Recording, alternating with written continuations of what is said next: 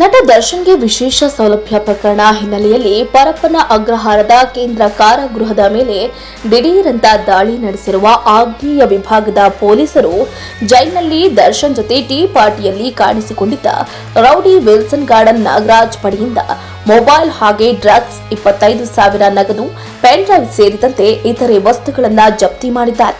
ದರ್ಶನ್ಗೆ ರಾಜಾತಿಥ್ಯ ವಿವಾದದ ಬಳಿಕ ಅಕ್ರಮ ಚಟುವಟಿಕೆಗಳು ಬಂದ್ ಆಗಿ ಸುಧಾರಣೆ ಆಗುತ್ತೆ ಅಂತ ನಿರೀಕ್ಷೆ ಮೂಡಿಸಿದ್ದಂತಹ ಪರಪ್ಪನ ಅಗ್ರಹಾರ ಕೇಂದ್ರ ಕಾರಾಗೃಹದ ನೈಜವಾದ ಮುಖವಾಡ ಬಟಾಬಯಲಾಗಿದೆ. ಆಗ್ನೇಯ ವಿಭಾಗದ ಡಿಸಿಪಿ ಸಾರಾ ಫಾತಿಮಾ ನೇತೃತ್ವದಲ್ಲಿ ಶನಿವಾರ ಸಂಜೆ ಜೈಲಿನ ಮೇಲೆ ದಿಢೀರಂತ ಕಾರ್ಯಾಚರಣೆ ನಡೆದಿದ್ದು, ಈ ವೇಳೆ ನಾಗಾ ಹಾಗೂ ಆತನ ಸಹಚರರನ್ನ ಇಡಲಾಗಿರುವಂತಹ ಬ್ಯಾರಕ್ನಲ್ಲಿ 15 ಮೊಬೈಲ್ ಫೋನ್ಗಳು, 3 ಚಾರ್ಜರ್ಗಳು, 7 ಎಲೆಕ್ಟ್ರಿಕ್ ಸ್ಟವ್ಗಳು, 3 ಲಾಂಗ್ಗಳು, ಬೇಡಿ ಸಿಗರೇಟ್ ಪ್ಯಾಕ್ಗಳು ಹಾಗೆ 20 ಗ್ರಾಂ ಡ್ರಗ್ಸ್ ಸೇರಿದಂತೆ ಇತರೆ ವಸ್ತುಗಳನ್ನು ಪತ್ತೆ ಹಚ್ಚಲಾಗಿದೆ. ದಾಳಿ ಹಿನ್ನೆಲೆಯಲ್ಲಿ ರೌಡಿ ನಾಗಾ ಹಾಗೂ ಆತನಿಗೆ ಸಹಕರಿಸಿದ ಕಾರಾಗೃಹದ ಕೆಲ ಅಧಿಕಾರಿಗಳು ಮತ್ತು ಸಿಬ್ಬಂದಿಗೆ ಈಗ ಮತ್ತಷ್ಟು ಸಂಕಷ್ಟ ಎದುರಾಗಿದೆ.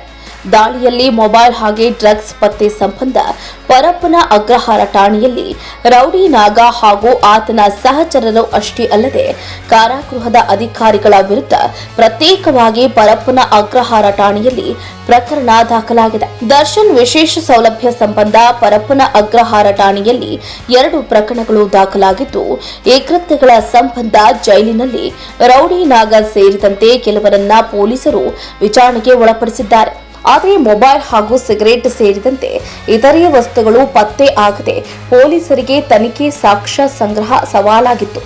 ಈ ಮಧ್ಯೆ ಜೈಲಿನಲ್ಲಿ ಅಕ್ರಮ ಚಟುವಟಿಕೆಗಳಿಗೆ ಸಂಪೂರ್ಣವಾಗಿ ನಿಲ್ಲಿಸುವುದಕ್ಕೆ ಬಿಗಿ ಕ್ರಮ ತೆಗೆದುಕೊಳ್ಳುವುದಾಗಿ ಮುಖ್ಯಮಂತ್ರಿ ಸಿದ್ದರಾಮಯ್ಯ ಹಾಗೆ ಗೃಹ ಸಚಿವರಾದಂತಹ ಡಾಕ್ಟರ್ ಜಿ ಪರಮೇಶ್ವರ್ ಹೇಳಿದರು. ಆದರೆ ದರ್ಶನ್ ಅಂಡ್ ಗ್ಯಾಂಗ್ ಎತ್ತಂಗಡಿಗೊಂಡ 2 ವಾರಗಳ ಬಳಿಕ ಮತ್ತೆ ಜೈಲಿನ ರಹಸ್ಯ ಚಟುವಟಿಕೆಗಳು ಶುರುವಾಗಿತ್ತು.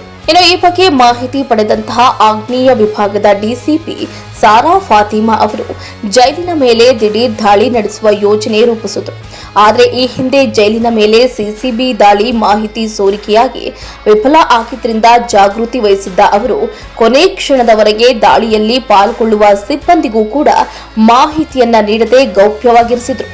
ಪೂರ್ವ ಯೋಜಿತದಂತೆ ಜೈಲಿನ ವಿಲ್ಸನ್ ಗಾರ್ಡನ್ ನಾಗಾ ಹಾಗೂ ಆತನ ಸಹಚರರನ್ನ ಬಂಧಿಸಿಟ್ಟಿದ್ದ ಬ್ಯಾರಕ್ ಮೇಲೆ ಸಂಜೆ 4:30 ಸುಮಾರಿಗೆ ಆಗ್ನೇಯ ಪೊಲೀಸರ ತಂಡ ಹಠಾತ್ ಅಂತ ದಾಳಿ ನಡೆಸಿದೆ ಎಂದು ಮೂಲಗಳು ಮಾಹಿತಿಯನ್ನು ನೀಡಿವೆ. ರೌಡಿ ನಾಗನ ಸ್ಥಳಾಂತರ ಸಂಬಂಧ ಸಿಸಿಬಿ ಅರ್ಜಿ ಸಲ್ಲಿಸಿರುವ ಅರ್ಜಿ ವಿಚಾರಣೆಯನ್ನ ಮುಂದಿನ ವಾರ ಎಸಿಎಂಎಂ ನ್ಯಾಯಾಲಯದಲ್ಲಿ ವಿಚಾರಣೆಗೆ ಬರುತ್ತೆ.